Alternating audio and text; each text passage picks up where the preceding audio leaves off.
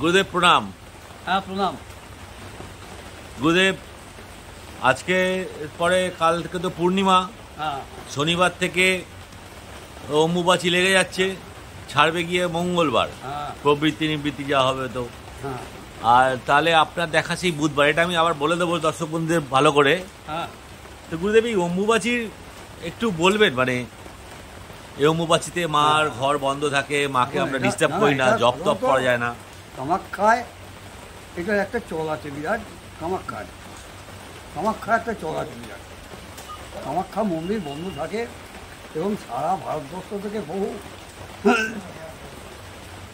সাধু সন্ত যারা তান্ত্রিকতা করে তারা সব যায় এবং ওখানে জপ টপ করে ইত্যাদি ইত্যাদি। কারণ মায়ের ঘর তো বন্ধ থাকে 3 দিন, মায়ের ঘর খোলে না, 4 দিন বন্ধ থাকে মায়ের ঘর খোলা হয় না, হ্যাঁ বন্ধ রেখে দেওয়া হয় এবং একদম 4 দিন মায়ের ঘর খুলে দেওয়া হয়, আবার পরিষ্কার পরিচ্ছন্ন করে মাকে আবার করে দেওয়া হয়। সেইটাই রীতি। কারণ অম্বু শব্দের অর্থ জল, অম্বু শব্দের অর্থ জল, জলকে বাচন করা মানে মেনে চলা, এটাই হচ্ছে অম্বুবাচী। অম্বুকে বাচন করা, মেনে চলা। এই অম্বু শব্দটা ইউজ করেছিলেন মাইকেল মধুসূদন দত্ত। হ্যাঁ, চেনা জানে অম্বু বিম্ব, অম্বু মুখে সত্য পাচ্ছে। এটা আমরা দেখি যে মাইকেল মধুসূদন দত্ত এই অম্বু শব্দটা ইউজ করেছেন। আর আমাদের অম্বুবাচী এটা হচ্ছে অন্য কিছু নয়, জলকে বাচন করা। অর্থাৎ এই সময় মা রজস্বলা হন, মানে পৃথিবীর রজস্বলা হন। মা বললে ভুল হবে, পৃথিবীর রজস্বলা হন। মাকে নিয়ে তো পৃথিবীর মা, মানে মা রজস্বলা হন, পৃথিবী রজস্বলা হন। এই যে বৃষ্টিটা পড়ছে, এই বৃষ্টিটা মাটির তলায় যায় এবং যত অঙ্কুর আছে, যত বীজ আছে, সব বীজ উৎপন্ন হয়, গাছ হয়। এই জন্যে অম্বুবাচীতে বলছে মাটিতে ঘা দেবেন না, তাহলে মানে এগুলো নষ্ট হয়ে যায়, বীজ বা অঙ্কুরগুলো নষ্ট হয়ে যায়। এই জন্য বারবার বলা হচ্ছে যে কোনো রকম ঘা দেবেন। তৃণ অঙ্কুরে সঞ্চারী রস মধুর রসে ভরে দিচ্ছি। এখন সঞ্চার হচ্ছে মধু বলা হচ্ছে। হ্যাঁ, গাছগুলো আস্তে আস্তে মানে বেরোবে, অঙ্কুরোদ্গম হবে, বীজ থেকে অঙ্কুর হচ্ছে বা গাছ হচ্ছে আস্তে আস্তে। এই জন্যে এটা এত সেন্সিটিভ জায়গা যে আমাদের সাধু সন্তরা বলে গেছেন এই সময়টা কোনো রকম মাটিতে ঘা দিতে পারবে। হ্যাঁ, মাটিতে ঘা দিতে বারণ করছে। আগেকার দিনে গাড়িও চলতো না, গাড়িও চালাতো না। এখন তো আমরা দেখছি গাড়িও চলছে, সব কিছুই চলছে। হ্যাঁ, ঠিক আছে। হ্যাঁ, অনাচার তো হচ্ছেই, ছেলেরাও অনাচার, চরম অনাচার বলতে হলে চরম অনাচার হচ্ছে। যাই হোক, সে আর কী করা যাবে, যা হচ্ছে হোক, আমার দেখার দরকার নেই। হ্যাঁ, তো হ্যাঁ, কিছু মানুষ এখন মানে না, বিধবারাও মানে না। এটা বিধবাদের একটা ব্যাপার আছে, বিধবারা এটা মানে খুব হিসেব করে চলে।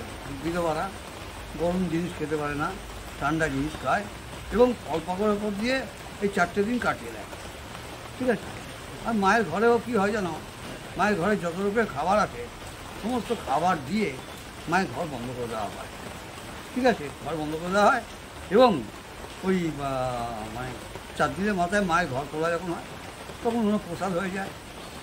আর কিছু লোক আছে, বদমাইশি লোক আছে, যারা ওই লাল কাপড় মায়ের ঘরে দিয়ে দেয়, ঠিক আছে না। আবার যখন খোলে তখন নিয়ে বাজারে এসে, মানে বাড়িতে এসে গ্রামে ওই সবগুলো বিক্রি করে, যা 2-4 পয়সা পায়, 50 টাকা 100 টাকা করে বিক্রি করে। হ্যাঁ, তো এটা আমি দেখেছি, এটা একটা বিরাট ব্যাপার। লাল কাপড় ওরা ফেলে দিল। এটা কামাখ্যায় বেশি হয়। হ্যাঁ, এটা কামাখ্যা থেকেই তো আসছে। এখানকার যারা সাধু সন্ত আছে তারা বলছে, কিরে কাপড় নিবি মায়ের? এখন কথা হচ্ছে যে এরা সাধু সন্ত কী করে বলে আমি জানি না। মায়ের কাপড় যদি ওটা বিক্রি মানে বাড়ি কামাখ্যা থেকে বেরোয় অঘটন ঘটে যাবে, বিরাট অঘটন ঘটে যাবে। মায়ের ওই কাপড় সাধারণত কেউ পায় না। বাইরে বেরোয় না, বেরোলে খেসারত দিতে হবে, সারা পৃথিবীকে খেসারত দিতে হবে। হ্যাঁ, তো আমরা তো বারণ করি এইসব কাপড় টাপড় নিও না। ওইগুলো এসে একটু কাপড় কাঁচি দিয়ে কেটে ও ভাই লাল কাপড় নিয়ে নেয়, মায়ের কাপড়।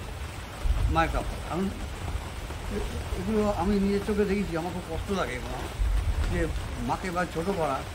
মায়ের কাপড় মানে কী বলবো আর তোমাকে, হ্যাঁ, সোলা কাপড়, হ্যাঁ, হ্যাঁ, মায়ের কাপড়। এগুলো সাধারণত বাইরে বেরোয় না, বাইরে বার করা, বাইরে বার হয় না কোনোদিন। আর ওই যে বলে যে জল লাল হয়ে যায়, ওসব বাজে কথা। আমি অনেকদিন থেকেছি কামাখ্যায়, মায়ের কাছে অনেক দিন থেকেছি, তা আমি কখনো শুনিনি যে জল লাল হয়ে যায়, অমুক হয় তমুক হয়, এসব বাজে কথা একদম। যেটা হয় সেটা ওখানে একটা জল আছে, কামাখ্যা মন্দিরের ভেতরে একটা জলের জায়গা আছে। ওদের মানুষের বক্তব্য হচ্ছেন ওই জলটা নাকি লাল হয়ে যায়, মানে রক্ত বেরোয়, রক্তপাত হয়। কিন্তু আমি তো কোনোদিন দেখিনি। আর বড় বড় যারা ওখানে পণ্ডিত ব্যক্তি তাদের সঙ্গে অনেকদিন বসেছি, কিন্তু এইসব আলোচনা ওনারা করতে দেননি। বললেন এটা হয় না, এটা হয় না, সে আলোচনা করে লাভ টাকা আছে, এটাও হয় না।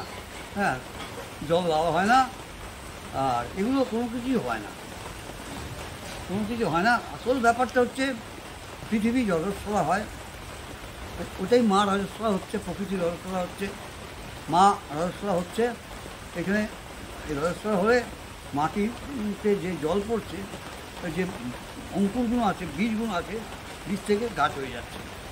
এই জন্যে এটাকে খুব মেনে চলতে হয়। বাচন শব্দের অর্থ বেঁচে চলা, ঠিক আছে? 4টে দিন আমরা সকলকে বলি এটা তোমরা বেঁচে চলো, কারণ মানে প্রকৃতির রজস্বলা হচ্ছে, প্রকৃতির রজস্বলা হচ্ছে। এর থেকেই রজস্বলা হলে কী হবে? সৃষ্টি হবে, এইটাই সৃষ্টি, এটাই সৃষ্টি হয়। হ্যাঁ, তো এটাকে আমরা বলি যে মেনে চলো, খুব ভালোভাবে মেনে চলো, এটাকে যেন কোনোরকমভাবে এ করো, তাতে করে সৃষ্টি ম্যাকাটারা হয়ে যেতে পারে। যে রজস্বলা মেয়েরা যদি কোথাও যায়, যেতে বারণ করে, রজস্বলা মেয়েদের কোথাও যেতে বারণ করে। তার কারণ কি, মানে ওই সময় রজস্বলা মেয়েদের কামটা বেশি হয়, বা পরপুরুষে গমন করে, এবং যে যেটা বাচ্চা কাচ্চা হয় ডিফেক্টিভ হয়ে যায়, ঠিক আছে না? এই জন্যে মা বাবারা বা আগেকার লোকেরা বলতো যে পুজো আর্চা করবে না, কোথাও যাবে না। হ্যাঁ, এগুলো বারবার করে সাবধান করে দেওয়া হবে। হ্যাঁ, বলছি কি বলছি, বুঝতে পারছি? তো এখন কথা হচ্ছে যে এইটাকেই মানুষ রোজগারের জন্যে কত কিছু করে, কল্পনা করতে হবে। সেটাই কল্পনা করতে হবে। ওখানে গেলে ওখানে খাওয়ার প্রচুর, লরি করে করে পাউরুটি আসছে, খাবার আসছে, খাবার কোনো অভাব নেই। একটু জায়গা পাওয়া মুশকিল, আগে থাকতে গিয়ে যদি একটু জায়গা দখল করে রাখা যায়, মায়ের মন্দিরে হোক, হ্যাঁ, রাস্তাঘাটে এদিক ওদিক করে যদি রাখা যায়, তাহলে কিছু লোক ব্যবসা করে, ওই টাকাও এলো, ওই যারা যায় তারা কিছু কিছু করে দেয়, 2-4 পয়সা করে দেয়। আর ওই মানে লরি করে খাবার আছে, খাবারগুলো সব সংগ্রহ করে ওরা, 4টে দিন খেতে হয় না, ওইখান থেকে খাবার এসে যায়। আর মানে ঘৃণিত ব্যাপার, একটা অতি ঘৃণিত ব্যাপার মায়ের এটাকে নিয়ে যা করা হয়। হ্যাঁ, মানে এটা আমরা মেনে নিতে, আমি তো মেনে নিতে পারি না।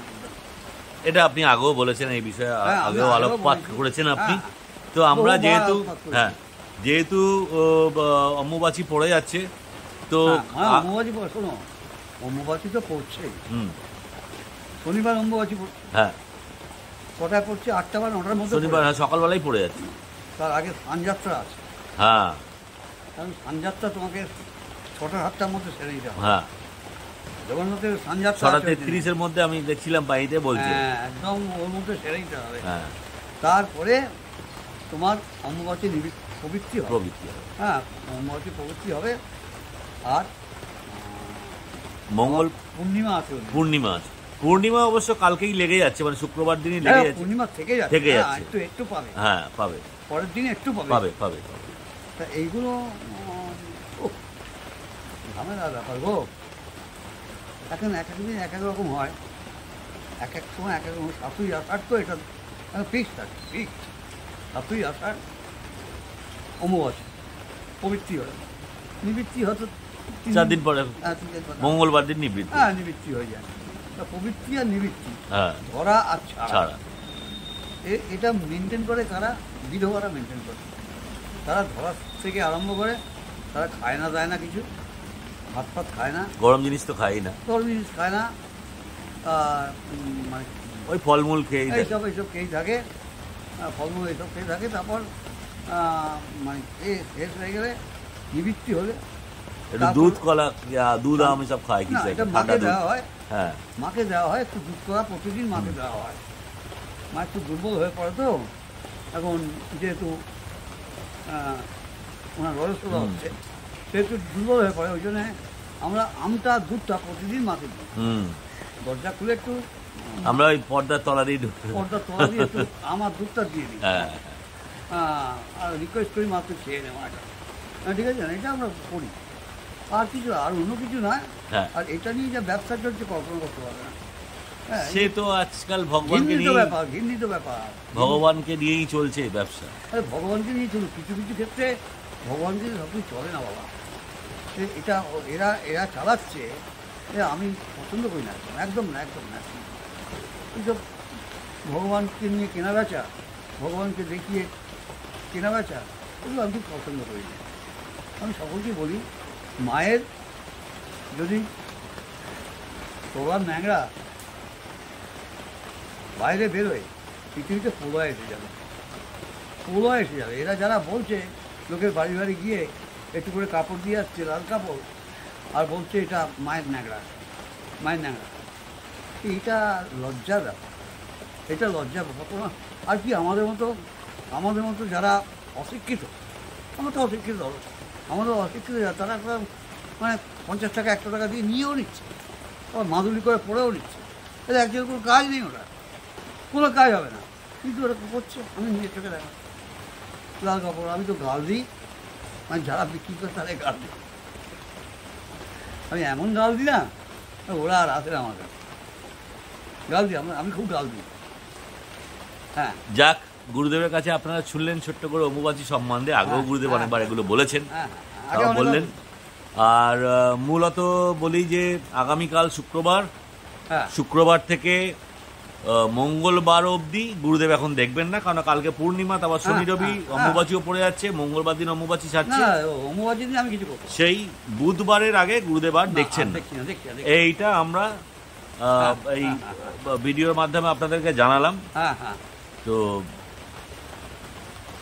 আর কি, কাল থেকে কাল থেকে শুক্রবার থেকে দেখা বন্ধ হয়ে যাবে। হ্যাঁ, শনিবার, রোববার, সোমবার, মঙ্গলবার দিনকে হ্যাঁ, অম্বুবাচী নিবৃত্তি হবে। হ্যাঁ। বুধবার থেকে আমরা আবার দেখব। মানে 21শে জুন থেকে 25শে জুন বন্ধ থাকছে। হ্যাঁ, হ্যাঁ, এইটা আপনারা মাথায় রাখবেন। হ্যাঁ। বাকি তারপর যেরকম যা আছে নিয়ম কানুন সেরকমই হবে। একবার। এই হলো। যাক গুরুদেব, এখানেই শেষ করি। হ্যাঁ, বেশ, আপনারা সবাই ভালো থাকবেন, সুস্থ থাকবেন। হ্যাঁ, প্রণাম গুরুদেব। প্রণাম।